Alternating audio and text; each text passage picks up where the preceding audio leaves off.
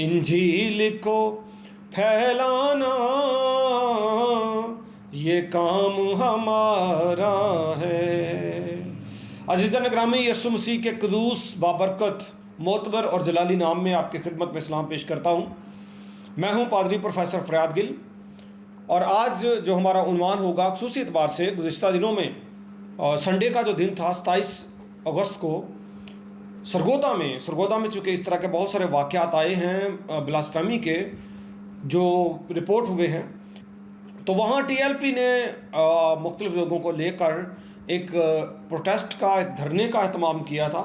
और उस धरने के नताइज आपके सामने मैं रखूँगा कि क्या बात उनकी डीसी के साथ, लोकल इंतज़ामिया के साथ हुई है और क्या डिक्लेरेशंस हैं। और मेरे एक सब्सक्राइबर हैं सजावल बॉबी, उन्होंने कहा कि सर, कमेंट किया कि हमारे जो अपने लोग जल रहे हैं, हमारे अपने चर्चेज़ मुश्किल में हैं, हमारी अपनी ज़िंदगी मुश्किल में है, बच्चे बड़े परेशान हैं हम सब, लेकिन हमारे जो लीडर्स हैं, पादरी साहबान, फादर्स, ये क्यों नहीं काम कर रहे। तो मैंने उनको कहा था कि वो इसलिए नहीं कर रहे कि जो तो सेटल्ड लोग हैं, बड़े बड़े चर्चेज़ हैं उनके पास, लाखों करोड़ों की इनकम है उनके पास, तो पैसा जो है ना, ये एक अब्लीस की बहुत बड़ी चाल है। मसीह को भी वो ले गया था हैकल के कुंगरे पर, दुनिया की सारी ऐश-ओ-इशरत उसको दिखाई थी, उसने इनको दिखाई हुई है, और मसीह ने तो इनकार कर दिया था। लेकिन बहुत सारे लोग हाँ करते हैं और ज़ाहरी शान व शौकत और रुपये पैसे के पीछे भागते हैं। कौम का जो दर्द है उसके लिए ओहदे छोड़ने पड़ते हैं, उसके लिए अपने म्यार को डाउन करना पड़ता है, उसके लिए अपनी जान को ख़तरे में डालना पड़ता है। मुक़द्दस मूसा की मिसाल हमारे सामने है। उसके पास बहुत बड़ा ओहदा था, वो महल में पला, फ़िरौन के महल में पला, और वो एक शाही ख़ानदान का चश्मो-चिराग था, सोने के चम्मच से खाता और बड़ा होता रहा। लेकिन वक्त आ गया कि अपने भाइयों के लिए, अपनी कौम के लिए, खुदा की गैरत के लिए उसने सुकून वाली ज़िंदगी को तर्क कर दिया, आ गया मैदान में।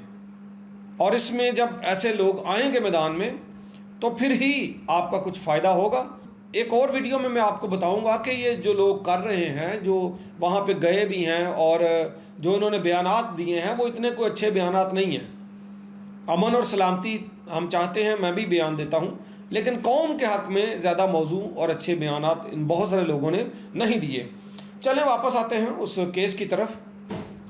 तो जो डिक्लेरेशन वहाँ पे हुई है, जो अलामिया उन्होंने जारी किया है, उसमें पहली बात ये उन्होंने की है कि वहाँ पे एक डिस्ट्रिक्ट ब्लास्फेमी सेल बनाया जाएगा। ये एक स्पेशल सेल होगा जिसमें लब्बैक के उम्मीदवार होंगे, मुस्लिम उम्मा के और लोग होंगे, पुलिस होगी, कुछ वकला होंगे, स्पेशल एजेंसीज़ होंगी।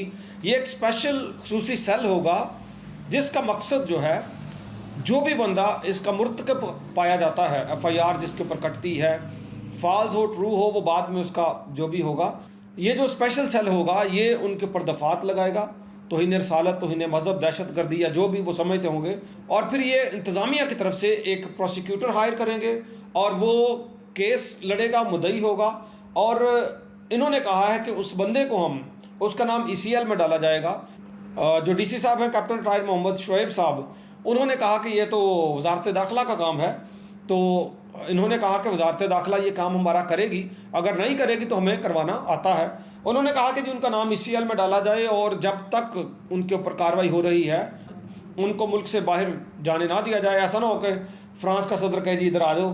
तो ये जनाब उन्होंने सारी बातें की। और ख़ास तौर पर एक और भी पॉइंट आपके सामने रखूँ, उन्होंने कहा कि जी जितनी भी मिनॉरिटीज़ हैं, कादियानियों का नाम लिया, मसीहियों का लिया, इनके इलाकों में हम अपनी एक सिविल सिक्योरिटी कायम करेंगे जिसमें हमारे नौजवान होंगे और जो मोनीटर करेंगे जो सारी चीज़ों को कि यहाँ पे किस तरह की एक्टिविटीज़ हो रही हैं। ये जी प्रेस कॉन्फ्रेंस का अलामिया था। अब इसमें मैं बहुत सारी बातें आपके सामने कर सकता हूँ।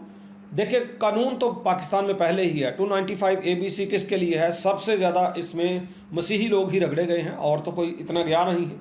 हुए हैं केसेस, लेकिन जिस हद तक मसीहियों ने नुकसान उठाया है, किसी और ने नुकसान नहीं उठाया। लॉ तो मौजूद है, अगर रूल ऑफ लॉ हो तो यहाँ पे मसाइल वैसे ही कम हो जाएं। तो हमें मुहतात रहना है। मैंने वीडियो दी थी, अगर आपने नहीं देखी लिंक डिस्क्रिप्शन में मौजूद है, आप देखें हम कैसे मोहतात रह सकते हैं और बच सकते हैं। बचना है, मोहतात रहना है, किसी ऐसी एक्टिविटी में शामिल नहीं होना और कोशिश करनी है कि होशियार और चालाक भी बनना है कि आप पर कोई झूठा इल्ज़ाम ना लगा सके। और ख़ास तौर पे मैं बात करना चाहता हूँ, हमारे जितने भी लोग पाकिस्तान में मौजूद हैं हमारे लिए काबिल कदर हैं और मसीहियत जो है अपने हमसाइयों के बहुत हकूक़ बयान करती है, उनसे मोहब्बत का इजहार करने को कहती है। हमें एहतराम है, हमें आपके कुतब का, आपके मज़हब का, सब चीज़ों का एहतराम है। अगर कोई ऐसा केस आता है जेन्युइन जिसने किया भी हो, तो जो सज़ा उसकी है उसको मिले, हम आपके साथ खड़े हैं। स्वीडन का भी वाक़या हुआ तो हमने पूरे तौर से आपका साथ दिया।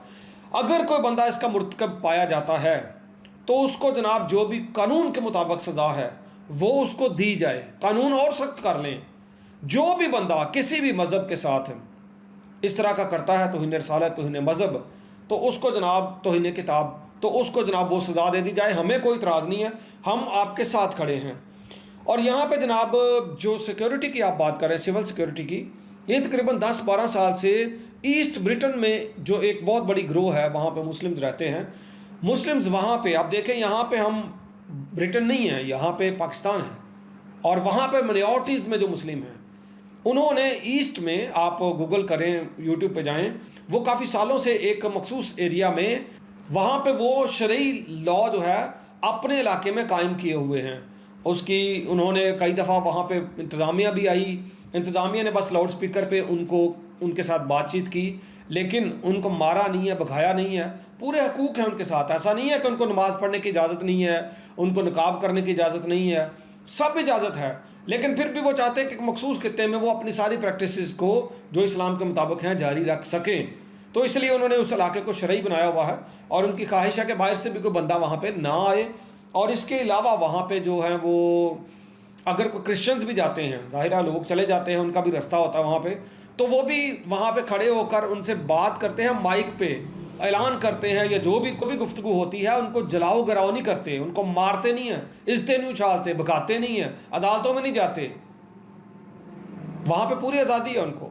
लेकिन यहाँ पे आप देखें, वहाँ पे उन्होंने अपनी सिक्योरिटी, वहाँ पे जो मुस्लिम शरई लॉ जिन्होंने ऑफिस किया है उन्होंने अपनी सिक्योरिटी वहाँ पे रखी हुई है। हालांकि ब्रिटेन लॉ बहुत सख्त है, हर खासों आम के लिए है, लेकिन अपना लॉ भी बनाया हुआ है और अपनी सिक्योरिटी भी रखी हुई है, अपनी मुस्लिम्स की, बाहर की नहीं।